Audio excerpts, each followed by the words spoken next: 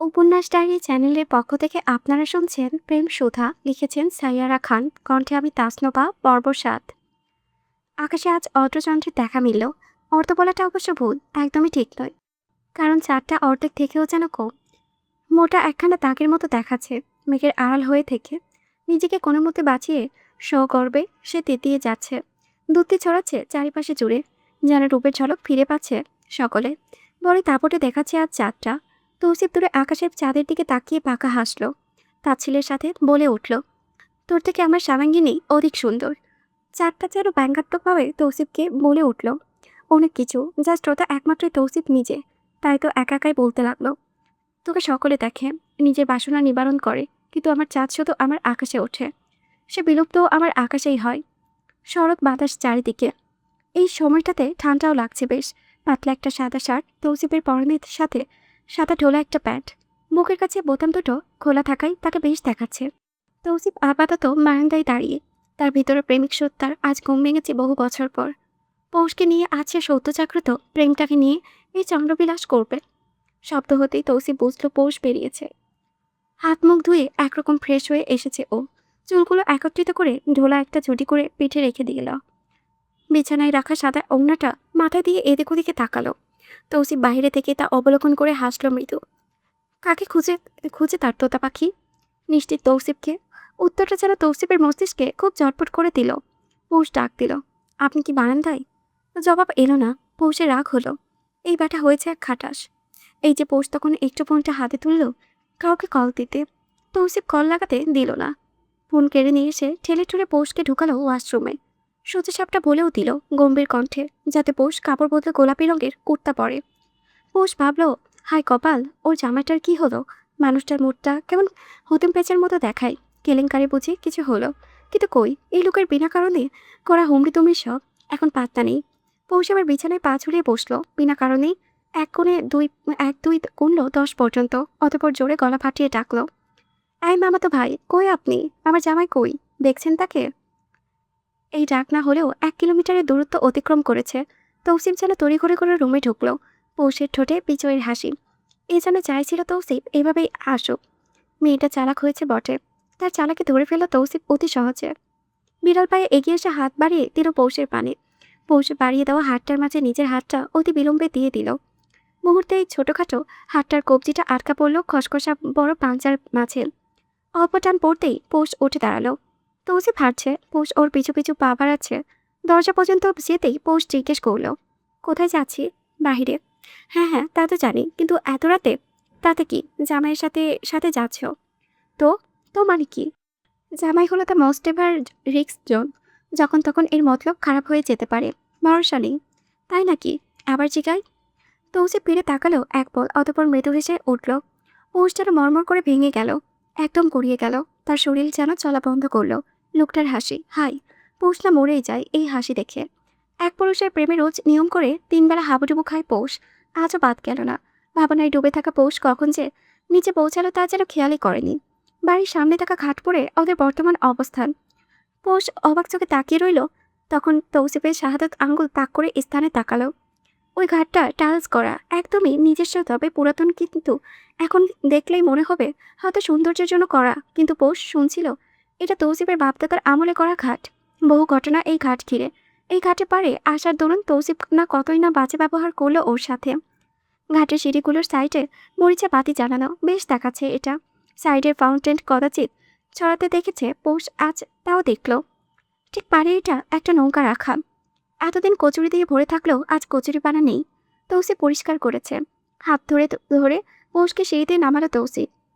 নিজ হাত দিয়ে করিয়ে ওকে শক্ত করে ধরে বলল, সোজা নৌকায় পা রাখো, মাথার দিকে পা রেখো না, নৌকা তাহলে সরে যাবে। পৌষ হাসল না। ওকে কিনা শেখায় এইভাবে নৌকাতে উঠতে হয়।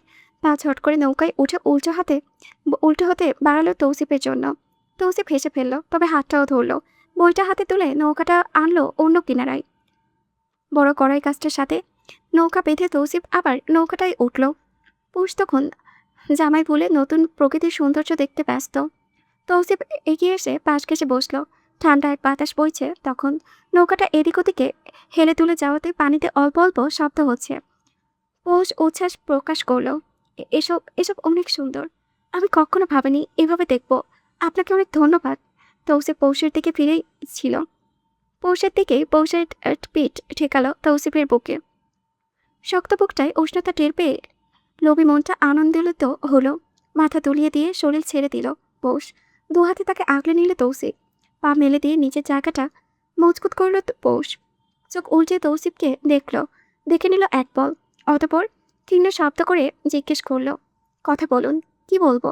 কিছু একটা। তোতা পাখির বুলির কাছে হার মানা এক প্রেমিক পুরুষ আমি। শুনতেই ভালো লাগছে। কথায় থামিও না পৌষরাত, বলে যাও, আজ শুনি। পৌষের চোখ দুটো ভরে উঠল। এত মায়া মায়া কেন লোকটা? কেন তার পৌষকে এতটা প্রাধান্য দিতে হবে? আজ পর্যন্ত কেউ তো দেয়নি। কেউ ওকে কোনোদিন পরামর্শ করতে ডাকেনি, অথচ এই মানুষটা এত পরিপাটি হওয়া সত্ত্বেও পৌষকে জিজ্ঞেস করে হাতঘড়িটা সহ পড়বে। এত ভালোবাসার যোগ্য তো পৌষ। পৌষ ঝট করে উঠল, ঝাঁপিয়ে পড়ল তৌসিফের বুকে, কেঁদে ফেলল মেয়েটা। তৌসিফ ওর মাথায় হাত রাখল। ভরসার জায়গা স্বরূপ সে আছে তো, তা বুঝালো। পৌষ এবার আরেকটু শক্ত করে বুকে ঠাঁই নিল। নৌকাটা কাত হলো একটু। পৌষ নাক টেনে টেনে বলল, এত কেন ভালোবাসেন? তাহলে কি কম বাসবো? মেরে না ফেলবো। আর কত, মরি তো আছি তোমার মাঝে। চাঁদের প্রতিবিম্ব তখন স্পষ্ট পানিতে মাঝে। চাঁদের দিকে তাকিয়ে আবারও উপহাস করল তৌসিফ। চাঁদ নিজে লজ্জা পেল যেন এবার। মেঘের আড়ালে লুকিয়ে নিল নিজ অস্তিত্ব।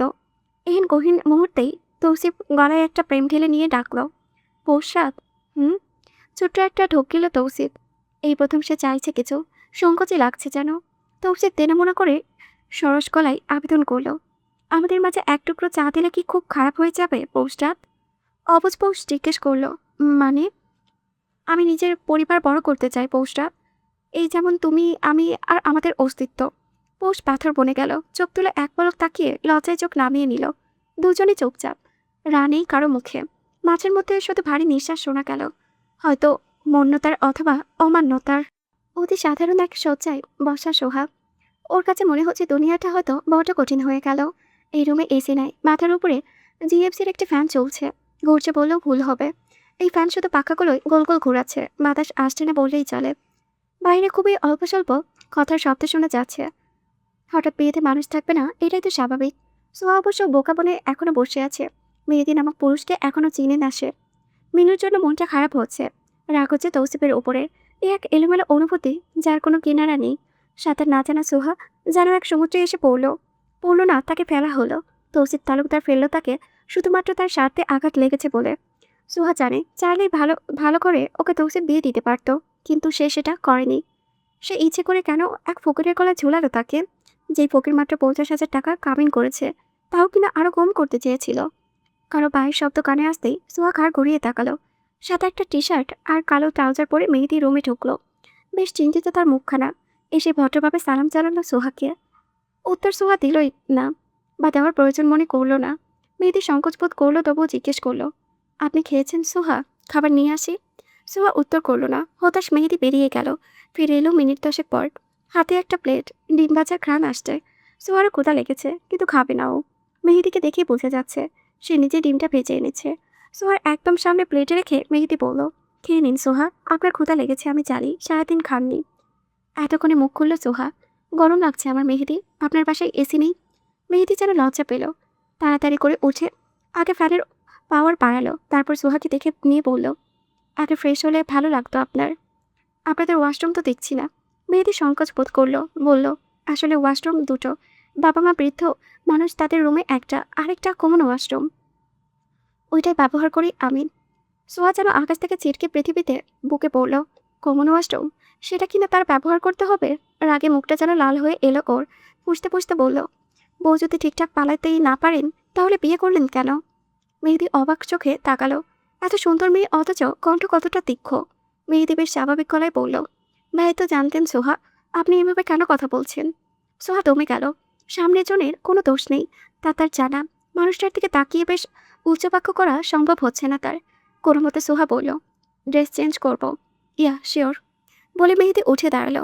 নিজে সোহার একটা ড্রেস সেট বের করে দিল। সোহার দিকে তাকিয়ে বলল, চলুন আমি দেখিয়ে দিচ্ছি। মেহেদির পিছু পিছু পা বাড়ালো সোহা। অনাকাঙ্ক্ষিত এক জীবনে জড়িয়ে গেল ও মেহেদির সাথে। ছোটখাটো এক ওয়াশরুম, হাইকমোটও নেই। অসহায় সোহা কোনো মতে শরীরে পানি ঢেলে গোসল সারল। চোখ দিয়ে পানি গড়ালো তার। এর কারণ অবশ্য তার জানা নেই। কুর্তি সেটটা পরে বের হলো, দেখলো দরজায় মেহেদি দাঁড়িয়ে। অবাক হলো সোহা, এভাবে দাঁড়িয়ে থাকার দরকার ছিল না। সোহাকে রুমে খেতে দেখে বাইরে দরজা আটকে দিয়ে মেহেদি বেরোলো। ফিরে এলো ৮ ঘন্টা পর, হাতে এক বালতি, ট্রাউজারটা হাঁটু পর্যন্ত গোটানো, টি শার্টটা বাঁধছে কিছুটা।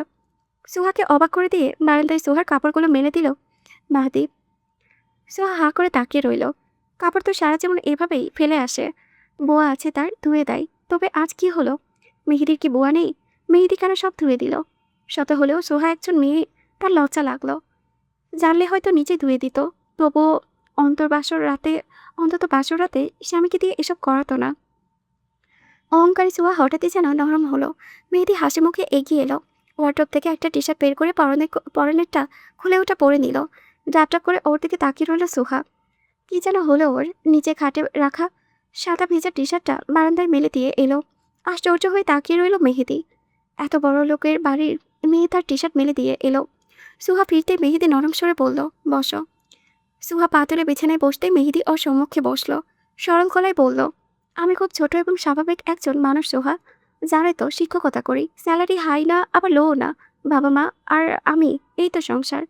তাদের খরচপাতি আর বাকিটা সংসার দিয়ে সুন্দর চলে যায় আমার। আমার এক কথায় নিম্ন মধ্যবিত্ত অথবা উচ্চ মধ্যবিত্ত। মাঝে মধ্যে সংসারে টান পড়ে যখন বাড়তি খরচটা বেশি হয়। এই যে দেখো, মাসের শেষের দিকে বিয়ে করলাম, বিরাট একটা খরচ গেল। কিছু না করতেও এই পর্যন্ত লাখ টাকার কাছাকাছি ভাঙা হলো। সুহা অবাক, কি চাপা মারছে, লাখ টাকা কোথায় খরচ করেছে? সুহাকে অবাক করে দিয়ে মেহেদি 50,000 টাকা ওর হাতে দিয়ে বলল, তোমার মহারণা, এটা শোধ করে দিলাম। এই যে আমাকে দেখেছ, আমার কাছে মাত্র 500 টাকা আছে, যাকে দিলেও আর পড়বে না। এটা দিয়ে আগামী 4 দিন চলতে হবে, স্যালারি পেতে 4 দিন বাকি আছে। সোহা অবাক হলো, মেহেদির দিকে তাকিয়ে হঠাৎ বলে উঠল, টাকাটা লাগবে না। গরিব হতে পারি, তাই বলে কি বউয়ের হক মারব? লাগবে না আমারও লাগবে না। এই না বললেন টাকা নেই? আছে তো টাকা, 500 টাকা আছে। ওটা টাকা? মেহেদি হাসলো, বলল, এই 500 টাকা তোমার স্বামী কোনো এককালে টানা মাসের পর মাস সকালে নাস্তা না খেয়ে জমাতো। সোহার আচমকা খেয়াল হলো ওর শিকড় কোথায়। মেহেদির থেকেও নিচু তার পরিবার। সোহা কতকাল না খেয়ে থেকেছে সকালে, কই তাকে তো কেউ 500 টাকা দিত না। মায়ের কাছে কত ভাত চাইতো, মাও দিত না। বাবা তো ফিরেও তাকাতো না, কত ছলে বলেই না। মা তৌসিফের বাবার গলায় ঝুলিয়ে দিল ওকে। অল্প পানির মাছের মতো সোহাও বেশি পানিতে এসে লাফাতে লাগলো, তৌসিফের সম্পত্তি ভোগ করতে লাগলো। আচমকায় সোহার হাতে স্পর্শ হওয়াতে ওর ধ্যান ভাঙলো। মেহেদি তাকিয়ে ওর পানে। সোহা তাকালো ওর চোখের দিকে। চোখের যে ব্যাখ্যা করার ক্ষমতা তা বোধ হয় মুখের নেই। মাহাদির চোখ দুটো চঞ্চল করেছে। সর্বদা লোভে পড়ে থাকা সোহা আজ যেন নিজের খোলস ত্যাগ করলো। হঠাৎই ওর মন চাইলে শুধু মাত্র কারো বউ হতে। এই যে সম্মুখে বসা মেহেদি, যাকে সোহা ঠিকঠাকভাবে চিনতও না, তাকে হঠাৎ করে আপন মনে হলো। মেহেদির ধরা হাতটার উপরে নিজের হাত রাখলো সোহা। চোখের দিকে কারো চাহনি দিল। বিপরীতে মেহেদি হাসলো। আশ্চর্য, এই ছেলে এভাবে কেন হাসে? তার হাসি দেখে হঠাৎ করে সোহার মনে হলো তার জীবনের হয়তো কোনো পুণ্য ছিল, তাই এই হাসি দেখার তৌফিক হলো তার। রাত পেরিয়ে সকাল হওয়ার ভাবখানা। আকাশের বুক চিরে সূর্য উঁকি দিতে, চারিদিকে কুয়াশায় আচ্ছন্ন, কিছুই দেখা যাচ্ছে না। দিনে ঠান্ডা নেই, অথচ ভোরের দিকে প্রকৃতি এমন ভাব দেখা যেন ডিসেম্বরে শীত এসেছে। গোলা গোলা পরিবেশে পাখির দল কিচিরমিচির করে যাচ্ছে একটানা। তালুকদার বাড়ি এখন নীরবতায় ঘেরা। তৌসিফের বুকে গুটি গুটি দিয়ে ঘুমোচ্ছে পৌষ। রাতে 2:30টার দিকে আজ ক্ষুধা লেগেছিল ওর। খেলো একটু, অতঃপর হঠাৎ পেট ব্যথায় কুঁকড়ে শুয়ে পড়ল। তৌসিফ এত উঠতে চাইলো, লাভ হলো না। মেয়েটা কথা শুনলই না। অগত্যা তৌসিফ ওকে বুকে নিয়ে ঘুমালো। মান্থলি ডেটও তো না, তাহলে পেট ব্যথা হলো কেন? তৌসিফ বুঝলো না। ডক্টর দেখাতে হবে এটা ভেবে চোখ বুজেছিল। সূর্যটা যখন উদয় হলো তখন সকাল 8:22। আজ একটু দেরি করে উঠেছে সে। আলসেমি ঝাড়তে ঝাড়তে দুপুর হতে খাকা রোদ উঠে যাবে। এটাই হচ্ছে এখন। তৌসিফের ঘুম হালকা হলো। চোখ খুলে আগে বুকে থাকা বউকে চুমু দিল। সে এখনো ঘুমে কাটা। ওকে বিছানায় রেখেই নিচে উঠে গেল। ফ্রেশ হয়ে একেবারে জিম স্যুট পরে আরেকবার পৌষকে দেখে নিল। ক্যাথার নিচে পৌষের পেটে হাত দিয়ে একটু হাত বুলিয়ে কপালে চুমু দিয়ে এসিটা অফ করে ফ্যান ছেড়ে রাখলো শুধু। ঠান্ডায় একদম গটিয়ে আছে। নিচে প্রোটিন শেক নিয়ে দরজাটা আটকে তৌসিফ বেরিয়ে গেল। তৌসিফ বাড়ি ফিরল ঠিক দুপুর 2 ঘন্টা পর।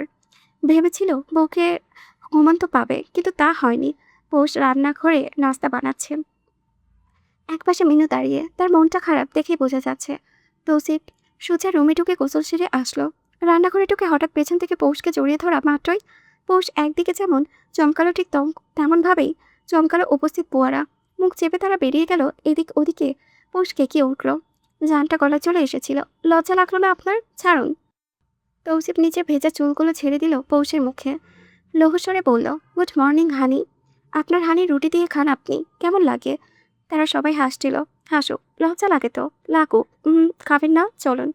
পৌষকে অবাক করে দিয়ে এই প্রথম তৌসিফ হাতে হাতে পৌষকে সাহায্য করলো। টেবিলে খেতে বসে মিনুকে ডাকলো পৌষ। ওদের সাথেই বসলো। মিনু মাথা নিচু করে খেতে খেতেই ডাকলো, মামা। তৌসিফ তাকাতে মিনু বলল, আমি কি আবার কাছে যাব না? তৌসিফ খাওয়াই মন দিলে বলল, পরে দেখা যাবে। পৌষ বুঝল না তৌসিফ কি ভাবছে বা কি চাইছে। খেতে খেতে শুধু বলল, আজ আমাকে কি আপনি ড্রপ করবেন? না, আজ কাজ আছে। আর তুমি আজ বাসায় থাকো, তোমায় নিয়ে বেরোবো আমি। বিশাল বড় মলে তৌসিফের সাথে ঘুরঘুর করছে পৌষ। এটা সেটা করতে করতে ভালো শপিং করা হয়েছে তাদের।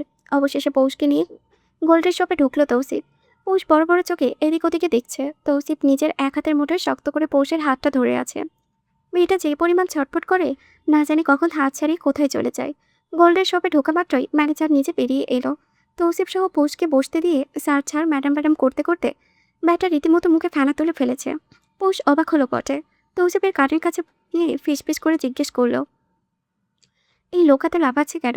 ব্যাটার মতলব ভালো না, চলুন বেরিয়ে যাই। তৌসিফ এক পলক তাকালো, শান্ত স্বরে বলল, একটু বসো। ম্যানেজার সেই মুহূর্তেই বলে উঠল, স্যার কফি। ম্যাম কি নেবেন? পৌষ এমন একটা চাহনি দিল যেন ম্যানেজার ভরকে গেল। বেচারা একটু বিব্রত হলো। ভুল কিছু হলো কিনা ভাবতে ভাবতেই পৌষ চেমটি কাটে তৌসিফের হাতে। তৌসিফ সহজভাবে তাকালো। পোষা চড়া দৃষ্টিতে এদিক ওদিকে তাকিয়ে বলল, শুনুন, আপনি বড়লোক হতেই পারেন, তাই বলে এদিক ওদিকে টাকা ঢালবেন? আমি দিব এসব অকাজ কোকাজ করতে আপনাকে? আমার জামাইয়ের কত কষ্টের টাকা। চলুন এখান থেকে। একটু বসো হানি, একটু কাজ আছে। গোল গোল চোখে তাকিয়ে পৌষ বলল, কাজ আছে? আমি ভাবলাম আপনি কিছু কেনাকাটা করবেন। হ্যাঁ, করবো তো। পৌষ পিস করে বলল, জানেন, এসব দোকানে খাতির বেশি দেখাই, সেসব দোকানেই কালামাল থাকেন। চলুন উঠুন। ভালো ভোলা ভালা জামাই আমার কিচ্ছু বোঝে না। কপাল কুচকে সবটা শুনল তৌসিফ। এই মুহূর্তে ওর পেট ফেটে হাসি পেল। তবে নিজের স্ট্যাটাস বজায় রাখতে তা করা সম্ভব হলো না। চোয়াল শক্ত করে এদিক ওদিকে নাড়ালো তৌসিফ। কোনো মতে ধামাচাপা দিয়ে উপচে পড়া হাসি। এক হাতে পৌষের গাল টানলো আড়ালে, বলল, তুমি একটা কিউট কিটি হানি। পৌষ ফুঁসালো, কে উঠল, কি বিলাই? আপনি আমাকে বিলাই বললেন? তৌসিফ অবাক, কখন বলল সে বিলাই? মাথায় যেন রিকল হলো ওর। কিটি শব্দটা তার বউ মেনে নিতে পারেনি। তৌসিফ ওর আঙ্গুলে ভাঁজে আঙ্গুল ডুবিয়ে বলল, আদর করলাম, ডাকলাম। By the way, you are my kitty. Didn't you see my chest? দাঁত কিরমির করতে থাকে পৌষ। দমালো নিজেকে। লজ্জায় গাল দুটো রসগোল্লা বা চমচমের আকার ধারণ করলো বুঝি। হাত দিয়ে গাল দুটো ধরে শ্বাস টানলো পৌষ। মিনমিন করে বলল, পাখি বিলাই হানি এসব টাকা শেষ। কবে জানি কুত্তাই ডেকে বসেন আমাকে। আপনার কোনো ভরসা নেই। তৌসিফ চমকালো, বিমুগ্ধ হয়ে তাকিয়ে রইল সম্মুখে। বউটার মুখ এত চলে, মন চাই চেটে একটা চুমু দিয়ে মুখটা বন্ধ করে দিতে, যা আপাতত করা সম্ভব না। ম্যানেজার কফি হাতে ফিরে এলো। তৌসিফ অবশ্য কফি নিল, কিন্তু পৌষ তো প্রচণ্ড মুডে নিয়ে আছে। তৌসিফ তুলে দিল তো নিল। মনে মনে হেসে তৌসিফ। কপালে নিজ ইচ্ছে চুটিয়েছে একটা ও, একদম একের বউ, এর তুলনায় হয় না। তৌসিফ গম্ভীর কণ্ঠে বলল, পিসটা আনা হয়েছে। ম্যানেজার বিয়াক্কেলের মতো হাসলেন, জানালেন, জি স্যার, এখন শো করবো। ইয়া। মুহূর্তে অতি সুন্দর একটা গোল্ডের অ্যাঙ্কেল পিস ওদের সামনে এনে দেখানো হলো। ও সা করে গেল। এত সুন্দর পায়েল ও কখনো দেখেনি। চোখ দুটো যেন সোনালি আলোয় ঝিকমিকি করেছে। তৌসিফ হাত দুটো তুলে নিল সোজা সোজা হাঁটু কেড়ে বসলো, পড়ালো পৌষের পায়ে। থমকে থাকা পৌষ অবশ্য বুঝে উঠতে পারল না। যখনই বুঝলো ততক্ষণে পেমেন্টটি দিল তৌসিফ। মুখটা হা হয়ে এলো পৌষের যখন শুনলো লাখ টাকার উপরে স্বর্ণ তার পায়ে। ঠাই বসে রইল পৌষ। মান ইজ্জতের কথা ভাবছে বলেই চুপ আছে, নাহলে এতক্ষণে তৌসিফকে কোলে তুলে পালাতো এখান থেকে। এত লাখ টাকা দিয়ে পায় নাকি পায়েল কিনে মানুষ? পৌষ কত সুন্দর, 20 টাকা দিয়ে কিনতো। ভার্সিটির সামনেই বসে। টানা মাঝখানে রং থাকে, শুধু পানি লাগলেই রংটা উঠে যায়। প্রতি মাসে নিত্য নতুন কালেকশন পরা যায়। কিন্তু এখন কিনা লাখ টাকায় পায়ে নিয়ে ঘুরবে। পৌষ পারলে এটা গলায় পরবে, সবাইকে বলবে গলার নতুন সেট। হ্যাঁ, এটা করবে পৌষ। ভাবতে ভাবতে ঢকঢক করে কফি গিলে নিল। এ তোর আত্মা শান্তি পেল না। এত টাকার জিনিস কিনলো, খরচ তো করবেই পৌষ। তাই তো বলল, কফিটা ভালো ছিল, আর একটু হবে? ম্যানেজার জিজি বলে ছুটল। এদিকে তৌসিফ হাঁ করে তাকিয়ে আছে। এই মেয়ের মতলব বুঝতে ওর 1 সেকেন্ডও লাগেনি। এতদিনে যদি এই চেনাটাই না চিনল, তাহলে আবার কিসের জামাই সে? তবে আরেকটা কথা ভেবে চাপা হাসলো ও। কফি আসতেই এসির ভেতরে বসে রয়েস হয়ে খেলো পোষ। তৌসিফ পাশে কারোর সাথে কথা সারছে, ফাঁকে ফাঁকে বউয়ের দিকে নজর দিচ্ছে। পোষ টিস্যু চাইতেই ম্যানেজার বক্স আসহ দিল। একেবারে 4-5টা টেনে নিল পোষ, হাতে মুখে মুছে পুনরায় 4-5টা টানলো। তৌসিফের মন চাইল একটু কড়াকড়ি দিয়ে হাসতে, যা কোনোভাবে সম্ভব হলো না। কথা শেষ হতেই তৌসিফ বলল, কফি আর খাবে নাকি? চলবে, আরও দিব? তুমি আরও খাবে? দিলে খাবো তো। রাতের পরে নিজেও ঘুমাবে না, আমাকেও ঘুমাতে দিবে না। চলো, আর টাকা উসুল করতে হবে না। এই এই আপনি বুঝলেন কিভাবে? তৌসিফ বিদায় জানিয়ে হাঁটা দিল। পাশ থেকে তৌসিফ বলল, যে খরচ তুমি উসুল করতে চাইলে, সেই দোকানদার তোমার নিজের বিয়ে করা আপন জামাইয়ের। সমস্যা নেই যদিও, টিস্যু আর কফি দিয়েই তো উসুল হলোই। ফাটা চোখে তাকিয়ে জোরে কিক করে উঠল পোষ। ওর গলাটা এত জোরে ছিল যে আশেপাশে থাকা 3-4 জন তাকালো ওর দিকে। তৌসিফ চোখ রাঙিয়ে তাকাতেই চুপসে গেল পোষ। মিনমিন করে বলল, টাকা দিলেন কেন তাহলে? কারণ এখন আর আগের ভাগ অন্যজন পাই। কে? তৌসিফ তালুকদারের বউ। পৌষের মনটা খারাপ হয়ে গেল। কেন জানি ওর মনে হলো তৌসিফ পৌষের না, বরং তার পূর্বের বউয়ের কথা বলেছে। তৌসিফ প্রো কুচকে বলল, তোতা পাখির মুখ বন্ধ কেন? পৌষ কথা বলল না। হাত ছাড়াতে চাইতেই তৌসিফ আর শক্ত করে ধরল। একটু সাইডে নিয়ে জিজ্ঞেস করলো, কি হয়েছে? বাসায় যাব। খাবে চলো। তার আগে বলো হঠাৎ কি হলো? পৌষ এক পলক ঝাপটালো চোখ পানি লুকাতে। তৌসিফ এটা দেখে যেন উত্তেজিত হচ্ছে। নিজের কাছে টেনে আদর দিয়ে জিজ্ঞেস করলো, কি হয়েছে পৌষ রাত? হঠাৎ কি? আপনার প্রথম বইয়ের সাথে এখনো যোগাযোগ আছে আপনার? তৌসিফ ধরে রাখা পৌষকে ছাড়লো। বেশ স্বাভাবিকভাবে বলল, না নেই। মিথ্যে কেন বলেন? ও কাম অন হানি, জানি আমি, তুমিও জানো তোমাকে মিথ্যা বলার মতো অতটাও খারাপ দিন আমার আসেনি। তাহলে যে বললেন এটা আপনার বইয়ের? তৌসিফ এতক্ষণে ধরতে পারলো মূল ব্যাপার। পৌষের হাত ধরে হেসে দিয়ে বলল, চলো খাবে এখন, রাতে দেখব তোমাকে আমার বউকে। মল থেকে খেয়ে দিয়ে তৌসিফ গাড়ি বাড়ির দিকে না ঘুরিয়ে করলো অন্য পথে। পৌষে গাড়িতে বসে একটা এরাবিয়ান রোল খাচ্ছে। মাঝে মধ্যে তৌসিফের মুখে দিচ্ছে। তৌসিফ চুপচাপ খেতে খেতে ড্রাইভ করে যাচ্ছে। গাড়িটা থামলো একটা ব্রিজে, নীরব জায়গা। তৌসিফ বের হয়ে হাত বাড়িয়ে পৌষকে বের করলো। মুখটা মুছে দিয়ে বলল, চলো। এখানে কি? আসো। তৌসিফ ওকে নিজের বুকে পুরে নিল। পেছন থেকে ব্রিজে বাতাস বইছে, অপর পাশে কাশফুল ফুটে আছে। চোখ বুজে শ্বাস নিল, আফসোস নিয়ে বলল, এবার কাশফুল দেখা হলো মাত্র, সব শেষ। ও যা আছে তো। মন খারাপ? না তো। গিফট পেয়ে খুশি হলে না? হয়েছে, কিন্তু কিন্তু এসব ভালো লাগে না আমার, এসবে সুখ নেই। এই যে আপনার পা থেকে নাক আপনি শোনাই হীরায় মুড়িয়ে রেখেছেন। আমার একদম দম বন্ধ লাগে। এর থেকে কাচের চুড়ি ভালো লাগে, 20 টাকার পায়েল ভালো লাগে। এগুলোতে ভয় লাগে। ভয়? হারিয়ে যদি যায়? গেলে যাবে, তাও। তৌসিফ ওকে নিচের দিকে ঘুরালো। একগুচ্ছ কাশফুল এগিয়ে দিতেই পৌষ চোখ মুখে খুশি ফুটে উঠল। 2 হাতে ফুল নিয়ে উচ্ছ্বাসিত গলায় বলল, থ্যাংক ইউ, থ্যাংক ইউ। এতগুলো ভালোবাসা আপনাকে। আমার জামাই কত ভালো।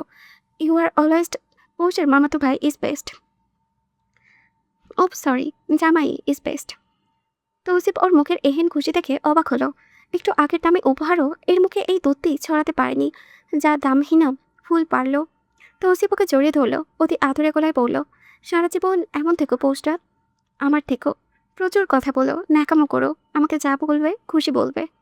আমার ভালো লাগে, তোমার করা সব ভালো লাগে আমার। আমার চারিপাশে এভাবে খুশিতে ভরিয়ে দিও পৌষরাত। তারাহীন আকাশে আজ চাঁদের দেখ হলে। বহরাট হয়নি এখনো, অথচ তার সৌন্দর্য যেন চুয়ে চুয়ে পড়েছে। ঠান্ডা বাতাসে শরীর মন দুলিয়ে উঠেছে বারংবার। বাইরের সকল সৌন্দর্য এখন চোখ পাকিয়ে তাকিয়ে আছে। এখন তাদের দাপটে কমাতে দরজা জানালা আটকে রেখেছে নবদম্পতি। রুদ্ধ আবদ্ধ রুমের মাঝে যখন গভীর প্রেম হয়, তখন বাইরে থেকে নিশাচরের পাখি ভয়ঙ্কর সুর তুলে গান গায়। জিজি পোকার দোল যেন আক্রমণ হানতে চায়। তাদের আলোয় আলোকিত করতে চায় অন্ধকার রুমটাতে, যাতে প্রেমে ডুবন্ত জোড়াটা প্রেম সুধা পান করে। তাদের মিষ্টি সুর ক্ষণে ফুটে ওঠে শালক পাখি লাচে যখন মরিমরি ভাব, তখনই বেলাজ ফুলটা তার কিশোরী বদনে দেখতে ব্যস্ত। একান্ত মানুষটার কাছে যেতেই নিজেকে খুইয়ে দিতে চায় না কেন, তৃপ্তি তো শুধু তার সেই গভীর থেকেই গভীরে প্রেম। দরজা খুলে এদিক ওদিকে উকি দিল মাহাতি। নিস্তব্ধ ড্রয়িং রুমে কেউ নেই। রুমে ঢুকে সুহার গায়ে হাত দিয়ে ডাকলো মাহাতি, সুহা, সুহা। সোহা একটু তাকিয়ে আবার ঘুমাতে চাইল, কিন্তু মেহেদি ওকে সেই সুযোগটা দিল না। হাতটা ধরে ওঠালো সতর্পণে, সোহাকে তুলতে তুলতে বলল, ফজর হলে সবাই ওঠা শুরু করবে, সোহা কাম ফাস্ট। এমনি সবাই সোহা কমন ওয়াশরুম ব্যবহার করে না, আজ এহেন অবস্থায় তা যেন অতি অস্থির লাগলো সোহার নিকট। মেহেদি ওকে সোজা নিয়ে ওয়াশরুমে রেখে দরজায় দাঁড়ালো। সবাই কাটছে দ্রুত। মেহেদি বাইরে দাঁড়িয়ে হাঁসফাঁস করতে লাগলো। এদিকে সময় গড়াচ্ছে, অপরদিকে আজান হলে মা বাবা উঠে যাবে। কি এক অবস্থা হবে তখন। সোহা বের হতে মেহেদি স্বস্তির শ্বাস ছিল। সোহাকে রুমে রেখে তৈরি করে নিচে গোসল সারল। কাপড় ভালো বিধায় মেহেদির গোসল শেষ হয় আর আজান হলো। রুমে গিয়ে দরজা লাগাতেই দেখলো এক কোণে বসা সোহা, পরনে সাদা একটা কামিজ সেট, চুলে পেঁচিয়ে রাখা টাওয়ার দেখে মেহেদি বলল, চুল মুছে নাও সোহা, ঠান্ডা লাগবে। চোখ তুলে তাকায় সোহা, মেহেদির কথা মতো চুল ছেড়ে দিল বলে, আচ্ছা আপনি একটা নতুন ফ্ল্যাট নিতে পারবেন না মেহেদি? মেহেদির মনে পড়ল বিয়ের পর ওর বায়না করলে একটা যা মেটানো অসম্ভব আপাতত। দুপা এগিয়ে এসে বিছানায় বসল মেহেদি। সোহার হাতটা ধরে নরম স্বরে বলল, এখন তো সম্ভব না সোহা, টাকায় পোষাবে না, এটার ভাড়াই তো অনেক। সোহা যেন ভাবল কিছু, অতপর মুখ খুলে বলল, তাহলে এক কাজ করুন, আপনার বাবা মাকে এই রুমে শিফট করে দিন। মেহেদি সরাসরি নাকচ করে দিল। একটু গম্ভীর কণ্ঠে বলল, এটা কখনো ভাববে না সোহা, বাবা মা বৃদ্ধ মানুষ, তোমাকে তো একটু আগে বললাম আমি। সোহা দেখলো হঠাৎ করে কেমন রাগে কণ্ঠ কথা বলেছে মেহেদি। পুরুষ বুঝে এমনই হয়। সোহা আস্তে করে সাইড হয়ে শুয়ে পড়ে। চোখ বুঝে কাঁদা টেনে গায়ে। সম্পূর্ণ অপরিচিত এক লোকের সাথে ওর বিয়ে হলো। অতপর ঝট করে সোহা আবেগপ্রবণ হয়ে পড়ে আর নিজে শক্ত করে ত্যাগ করে চলে আসলো বছর বছর আগের নরম সোহাই। নিজেকে সতর্পণ করলো মেহেদির নিকট, যার ফলস্বরূপ দেখলো সোহা। মেহেদি তাকিয়ে রইল ওর দিকে। উঠে চলে গেল নামাজে। একবার অবশ্য সোহাকেও পড়তে বলে গেল, সোহা শুনল না। মেহেদি ফিরে দেখল যেমনকার সোহা তেমনই, মনে মনে অনুতপ্ত মেহেদি। লাইট না জ্বালিয়ে সোহার পেছনে গিয়ে শুয়ে পড়ল মেহেদি। সময় করাই আলগোছে চুয়ার কাতার ভেতরে ঢুকে শক্ত করে জড়িয়ে নেয় মেহেদি। আদর তাকিয়ে ডাকে, সোহা। উত্তর আসে না অবশ্য। মেহেদি ওর কপালে চুমু দিয়ে আস্তে করে বলে, একটু সময় দাও, একটু মানিয়ে নাও। সোহা প্রতিক্রিয়া দেখালো না। ও জানে এটাই ওর জীবন। নিজের মায়ের মতো দ্বিতীয় বিবাহ করে কাউকে অন্ধকারে রাখবে না সোহা, কখনোই না। তাই তো মেহেদির ডাকে সাড়া দিয়েছিল, যা এখনো মেহেদির বুকে মাথা রেখে দিয়েই যাচ্ছে। আগাছাদের আজমকাল আগাছায় থাকা উচিত। সোহা মিথ্যার পেছনে ছুটেছিল, তাই তো হাতের মুঠো খালি, যা আদৌ কখনো মেহেদি ভরকে কিনা সন্দেহ। এই পর্যন্ত 3বার বমি করলো পোষ। তুলসী ব্যস্ত পাগল পাগল হয়ে গেল। শেষের দিকে যখন বমির মধ্যে লাল তরল দেখা গেল, তখন অতি রাগে সে জানোই তাই বলে পৌষকে ধমকাতে লাগলো। এক একটা ধমকে যেন ঘর কাঁপানো। সকাল 7টা মাত্র। বাহিরে সমান তালে পাখিগুলো চেঁচাচ্ছে। পৌষের হাত পা কাঁপছে সামনে। তৌসিফের এত রাগ দেখে রীতিমতো নিজে অবাক হয়ে গেল। বই যেন সামনে যেতেও চাইছে না। তৌসিফের চিৎকারে বুয়াগুলো সব দরজার বাইরে শটান হয়ে দাঁড়িয়ে আছে। ভেতর থেকে হঠাৎ কিছু ভাঙার শব্দ আসতেই মিনু ভয় পেয়ে গেল। একবার ভাবলো হয়তো পৌষকে মারছে। গত রাত থেকে মিনুর মনে পৌষের এক বিশেষ স্থান পেয়েছে। মিনু যখন ওর আপার জন্য কাঁদছিল, তখন মিনুকে আগলে নিয়ে পৌষ সময় দিল। এখন মিনুর মন কাছে পৌষের জন্য। ওয়াশরুমের দরজা ধরেই দাঁড়িয়ে আছে পৌষ। ভেজা মুখটাতে চোখের পানি মুছে যাচ্ছে। তৌসিফ ওর বাহু টেনে ধরতেই অল্প স্বরে পৌষ বলে ওঠে, ছাড়ুন আমাকে। তৌসিফ ওকে বিছানায় বসিয়ে রাগে হেসে বলল, একটা কথা বললে জানে মেরে ফেলবো। পৌষ কেঁপে অল্প। ওর দুর্বল শরীরটা আঁকড়ে ধরে তৌসিফকে। রাগে ফুপিয়ে ওঠে পৌষ। ধরে না পৌষকে। এই মেয়ে কথা শোনে না, মন যা চাই তাই খায়। ওষুধের ঠিক ঠিকানা নেই, শুধু শুধু তৌসিফ কেন পাগল হবে। পৌষ মৃদুস্বরে বলল, শুনুন কুট্টুসের আপু, আপনি আমাকে এত কেন বকছেন? এত রাগের মধ্যে পৌষের কথায় ভ্রু কুচকায় তৌসিফ। শীতল হয় বরফের মতো। জিজ্ঞেস করে, কে কুট্টুস? আমাদের না হওয়া বাবু। পিরিয়ড ঠিকঠাক আছে? শিওর? কথা তো শোনো না আমার। এই যে শুনছি। পৌষ রাত ডাকটা ভিন্ন শোনালো। পৌষ মাথা তুলে তাকাতেই তৌসিফ বলল, কিট আনাই একটা টেস্ট করবে? পৌষ অবাক স্বরে বলল, কোন দুঃখে? যদি হয়? কেন হবে? মানে কি কেন হবে? হতেই পারে। কোনো সুযোগ নেই। সুযোগ নেই মানে কি বলতে চাও? আমি পারি না? পৌষ এসে ফেলল। বলবো। হতাশ হবেন তো? তবুও একবার দেখি। তৌসিফ কাউকে কল দিল কিট আনতে। পৌষ গা এলিয়ে দিল। ওর শরীর খারাপ লাগছে। তখনই কল আসে তৌসিফের। তৌসিফ কল করেছে। কথা বলতে বলতে বারান্দায় গেল তৌসিফ। এক দফা কথা কাটাকাটি হলো। রাগে যখন তবে লাথি দিয়ে ভেঙে ফেললো, তখনই ছুটে এলো পৌষ। কিছু জিজ্ঞেস করার সাহসটুকু অবশ্য হলো না। ফাঁকা ঢোক দিল একটা। শুধু শুনতে পেল, ওই জাউরার তো আমাকে চিনে না, চাপাতি দিয়ে পটি পটি করবো ওকে। ভয়ঙ্কর কথা শুনে পৌষের গা কুলিয়ে উঠল। তখনই তৌসিফ আরও কিছু জঘন্য উচ্চারণ করতে গেলেই গলগল করে ঢেলে দিল পৌষ। তৌসিফ তখন ফোন রেখেছে। পৌষকে ধরতে দুর্বল তো পৌষ বলতে লাগলো, ছাড়ুন আমাকে, ছাড়ুন। কাকে খুন করবেন আপনি? এই আপনি মানুষ মারেন? আমি গুলি দেখেছি আপনার কাছে, সত্যি বলুন আপনি কি করেন? তৌসিফ উত্তর দিল না। পৌষ ছটপট করে উঠল, শক্ত করে ওকে ধরে বুয়াকে ডাকলো তৌসিফ। একটাকে হুড়মুড় করে 3জন বুয়া ঢুকলো। তৌসিফ পাত্তা না দিয়ে বলল, রুম পরিষ্কার করো। পৌষ নিজেকে ছাড়িয়ে নিল, সরাতে সরাতে বলল, আমারটা আমি পরিষ্কার করব। তৌসিফ সরল দৃষ্টি ফেলে বলল, ওকে ফাইন। পৌষ নিজে সবটা পরিষ্কার করলো। বুকে হাত পেতে দেখলো তৌসিফ। বুয়াদের চলে যেতে বলতেই তারা চলে গেল। শপাত করে শব্দ হতেই দৌড়ে ঢুকলো তৌসিফ। ততক্ষণে চিত হয়ে ফ্লোরে পড়েছে পৌষ। শীত শীত ভাব ঠান্ডাতেই সকাল থেকে রাত কুয়াশার চারিপাশে ঘেরা, অথচ শীতের হদিশ নেই। এমন আবহাওয়ায় তৌসিফের হাত ধরে অগাধ বিচরণ করতে চাইল পৌষের মন। গাড়িতে বসে বাইরে আবহাওয়া দেখছে ও। এদিকে গাড়ি চলছে অতি দ্রুত বেগে। পৌষের জ্বর উঠেছে হঠাৎ। তৌসিফের বুকে মাথা দিয়ে চুপচাপ বাইরের দৃশ্য দেখতে ব্যস্ত। ওর সাথে শুনতে ব্যস্ত গম্ভীর মানুষটার ঘন ঘন ধুকপুক ধুকপুক শব্দ। চোখ মুছে বারবার আঁচড়ে পড়েছে তৌসিফের ফেলা গরম নিঃশ্বাস। লোকটা উদ্বিগ্ন হয়ে আছে। এই যে শরৎ, এর কি সুন্দর বাতাস বইছে, অথচ তৌসিফের খেয়াল নেই সেদিকে। আকাশটাকে দেখে মনে হচ্ছে সে বহু কষ্টে কান্না চেপে রেখেছে। যে কোনো সময় তার বাঁধভাঙা অশ্রুতে প্লাবিত হবে ধরনের বুক। আবহাওয়া আজ তৌসিফেরই পক্ষে। তৌসিফের চোখে মুখে একইভাবে আধার ঘনিয়ে আছে। গাড়ির মধ্যে কাঁপতে থাকা পৌষকে কোমল দিয়ে পেঁচিয়ে বুকে নিয়েছে ও। তৌসিফের মনটা খুব করে কু ডাকছে। কেন যেন বারবার মনে হচ্ছে জ্বরটা সুবিধার না। চোখ বুঝল তৌসিফ। সকাল থেকে ঘটে যাওয়া প্রতিটা কথা যেন ওর মস্তিষ্কে একটু একটু করে পুনরাবৃত্ত ঘটেছে। কত সুন্দর সকাল থেকে বাড়ি জুড়ে দৌড়ালো মেয়েটা। সাত সকালে বমি করার পর তৌসিফের বারণ সত্ত্বেও পৌষ ব্রেকফাস্ট বানালো। গত রাতেই নাকি ওর নল্লি বসিয়েছিল। আজ সকাল হতেই কাজের লোক থেকে বাইরে থেকে নান আনিয়ে ব্রেকফাস্টে সার্ভ করেছে।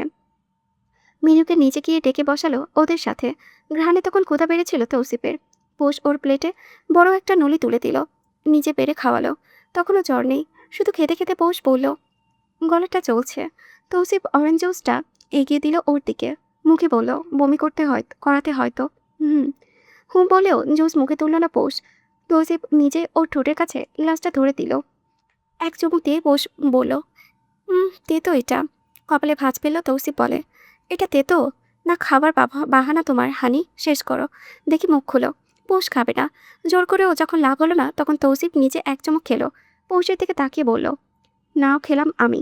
কোনো তেতো না তো, 5 বছর ধরে জুস খাচ্ছি আমি, এটা কখনো আমার তিতো লাগেনি।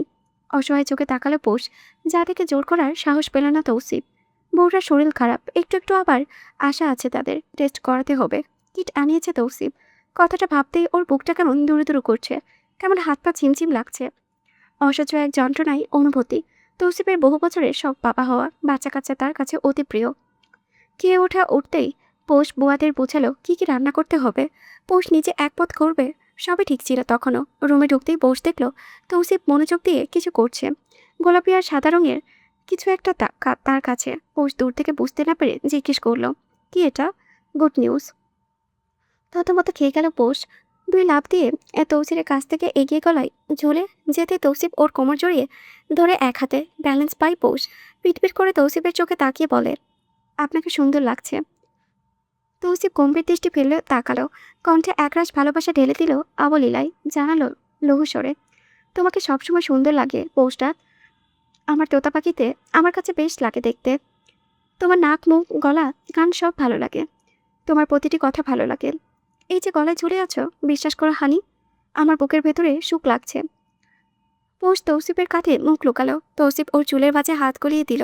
শান্ত স্বরে বলল, এখন চেক করবে? ভয় লাগে তো। কেন? যদি হয়ে যায়? হলে হবে, তুমি চাও না? আপনি যেটা চান আমিও সেটা চাই, তাহলে ভয় হয় কেন? বিশ্বাস নেই তোমার ওপর আমার?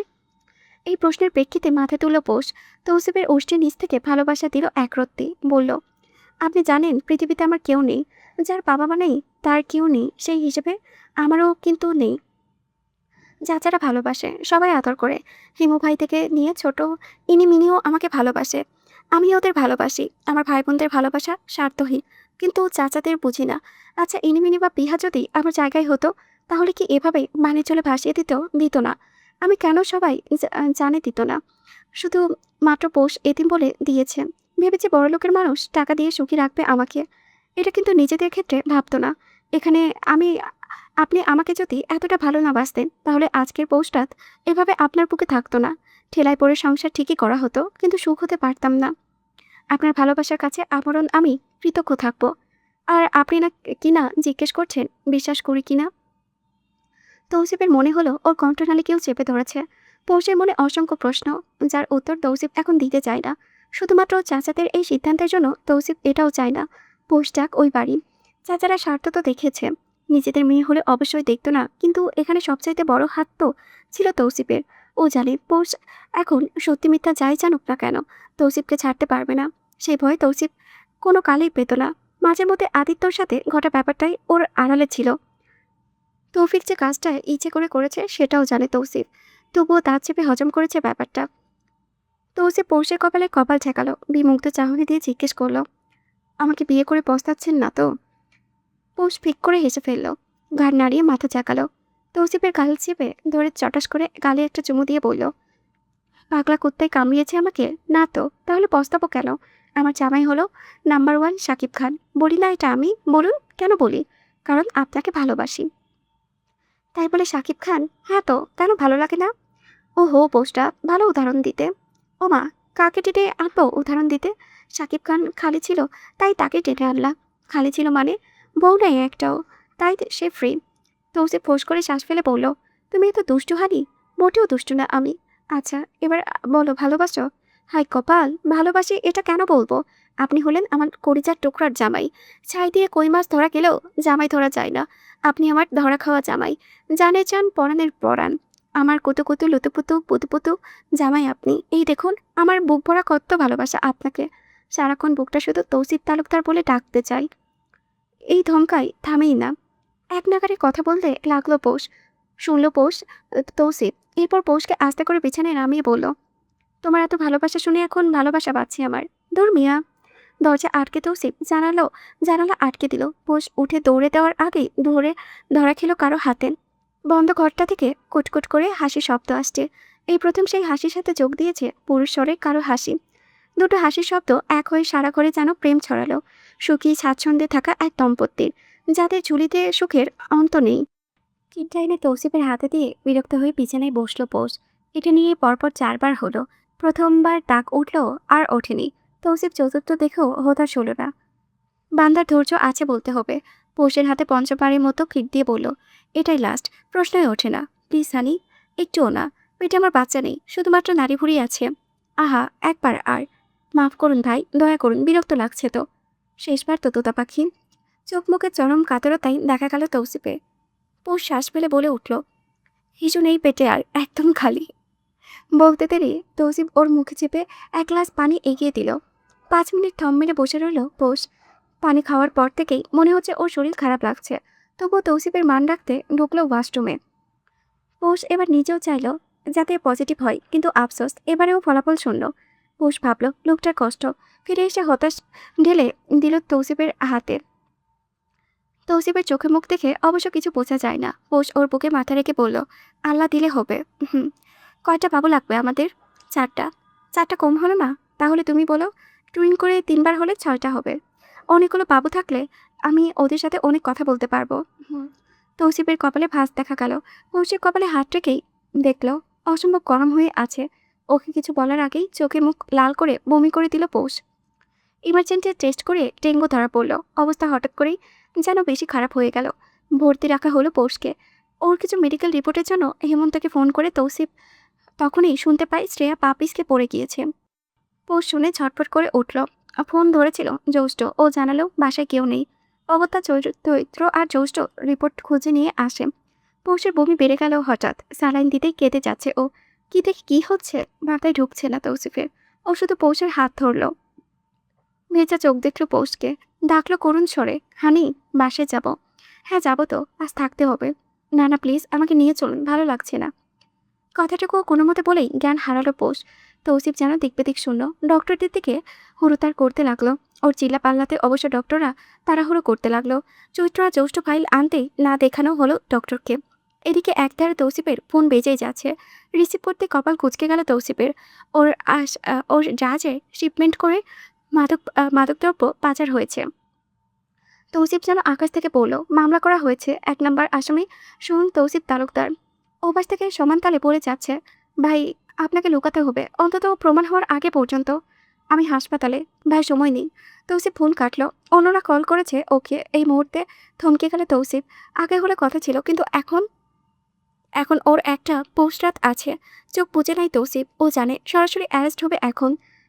এই কাজ যে করেছে বুঝে শুনে করেছে। দল করা ছেড়েছে ও বহু আগে। তাই সেই ক্ষমতা কোনোভাবেই দেখাতে চায় না তৌসিফ। হাসপাতালে থাকা যাবেই না। এই মুহূর্তে সবটা পরিকল্পনা করে নেয় তৌসিফ। ডক্টরের কেবিনে ঢুকে সোজা জানাই, বাসার ট্রিটমেন্টের ব্যবস্থা করুন। নার্স থেকে পার্মানেন্ট দিন। কোনো প্রকার ত্রুটি চাই না। জি স্যার। টাকা কথা বলে, এটা অবশ্য সত্যি। এই যে টাকা দিয়ে বউকে চিকিৎসা করাচ্ছে তৌসিফ, বউ শুধু বমি করেছে আর তৌসিফকে চাইছে। কেন যে এত কাছে তৌসিফ বুঝে উঠতে পারছে না। ওকে বুকে নিয়ে বসে আছে। ওইদিকে সমানতালে তার লোকজন পুলিশের দিকটা সামলে দিচ্ছে। তৌসিফ ও তৌহিদ ও ব্যস্ত ভাইকে নিয়ে। তারা বারবার পালাতে বলেছে, কিন্তু তৌসিফ বউকে ছাড়ছে না। বুকে থাকা অর্ধচেত পৌষ বলে উঠল, পানি। পানি। তৌসিফ এটা বলে পাশ থেকে গ্লাস ভর্তি পানি নিল। পৌষের ঠোঁটে দিতেই পুরো গ্লাস খেলো। তৌসিফ জিজ্ঞেস করলো, আরেকটু খাবে? আরেক অর্ধেক গ্লাস খেলো পৌষ। গলা শুকিয়ে কাঠ তৌসিফের। নিজের বাকিটুকু গিলে নিতেই পৌষ কাতরতায় ওর বুকে বসে পৌষকে বুকে নিয়ে চিৎকার করে নার্সকে ডাকে তৌসিফ। নার্স দুজন ছুটে আসে। পৌষকে এতক্ষণে ইঞ্জেকশন পুশ করা হলে ও ঘুমিয়ে যায়। তৌসিফ ওর কপালে চুমু খায়, গালে চুমু খায়। সকলের আড়ালে চোখ চাপিয়ে 2 ফোঁটা পানি পড়ে কানে মুখে লাগিয়ে বলে, তোমার তৌসিফ খারাপ কাজ করেনি পৌষরাত। আমার জান, আমার উপায় নেই এখন। আমি যদি না যাই তাহলে বাসায় চলে আসবে ওরা। তোমাকে তখন জঘন্য পরিস্থিতিতে পড়তে হবে। ভরসা রেখো, আমি আসবো, ফিরে আসবো তোমার হয়ে। তোমার প্রেম সুতা পাওয়ার আমার আজও বাকি। তৌসিফ কালো হুডি লাগিয়ে বেরিয়ে গেল। সময়টা তখন সন্ধ্যা। বাইরে তুমুল বৃষ্টি শুরু হলো। তৌসিফের গাড়ি রওনা দিল চট্টগ্রামের উদ্দেশ্যে। মাথায় এক ভোঁতা যন্ত্রণা নিয়ে চোখ খুলল পৌষ। এদিক ওদিকে তাকিয়ে খুঁজল তৌসিফকে। দুর্বল হয়ে ডাকেও 2 বার। সারা শব্দ নেই। নার্স দুজন ওকে মেডিসিন দিতে চাইল। পৌষ খিটপিট করে কোনো মতে উঠে দাঁড়ায়। টলতে টলতে মিনুকে ডাকতে নিলেই মিনু চিৎকার শোনা যায়। ড্রয়িং রুমে তাকাই পৌষ। টিভিতে দেখা হচ্ছে তৌসিফকে। পৌষ বুঝে যায়। তোষ বোঝে না। হেডলাইনে উঠে আছে, মাদকদ্রব্য পাচারে ধরা খেয়ে চট্টগ্রামে পালাতে গিয়ে আটক সাবেক মন্ত্রী এবং বিশিষ্ট ব্যবসায়ী তৌসিফ তালুকদার। পৌষ্টিক এটাই দেখল। সাংবাদিকও এটাই বলেছে। মৌমাছির মতো তৌসিফের চারিপাশে মানুষ ছাড়া ওকে ছাড়বে না পুলিশের কাছে। হাতে হ্যান্ডকাপ তোলার সাহস পুলিশের হয়নি। পৌষ এই মানুষটার দিকে তাকায় ঢলে পড়ল মাটিতে। তীব্র হাহাকার করে ওঠে বুকটা। মাথাটা গিয়ে লাগলো ঠিক সেলফের কর্নারে। রক্তের স্রোত বইতে লাগলো সেখান থেকে। ও স্পষ্ট স্বরে শুনে যায়, আপনি কোথায়? শরৎটা তাদের ভালো গেল না। তীব্র প্রেমের পাতা চলল। সুখের মাঝে কালো দাগটা পড়ল। যে দাগটা থেকে এত সুন্দর চাঁদ মুক্তি পেল না। সেই দাগ বুঝি তৌসিফ পৌষকে ছাড়ে। অসীম প্রেম তো জ্বালা হবেই। পৌষের কপালে সুখগুলো বড়ই দাপট। মন চাইলে থাকবে, না হলে নাই। সুখের আজ এখন ছুটিতে। তারা পৌষের আঁচলে আসবে না, ধরা দিবে না। তাই ছটফটে আদর পাগল মেয়েটাকে। আপনাকে চেয়েছিলাম আমি এক কুয়াশা জড়ানো ভোরে, তীব্র রোদের খরতাপে, শরৎকালে সেই বাতাসে, যা বিষাদ ছাড়িয়ে আনবে। আপনার প্রেমে আজও উন্মুক্ত হয়ে আছি। সেই প্রেম সুধা একবার একবার পানে যে প্রশান্তি নেই। দেখো আবার হোক মিলন, আবার ঘটুক। হয় এপারে না হয় ওপারে। আরেকটিবার প্রেম সুধা পান করা হোক। হাতে হাত রেখে অতলে হারিয়ে যাওয়া হোক।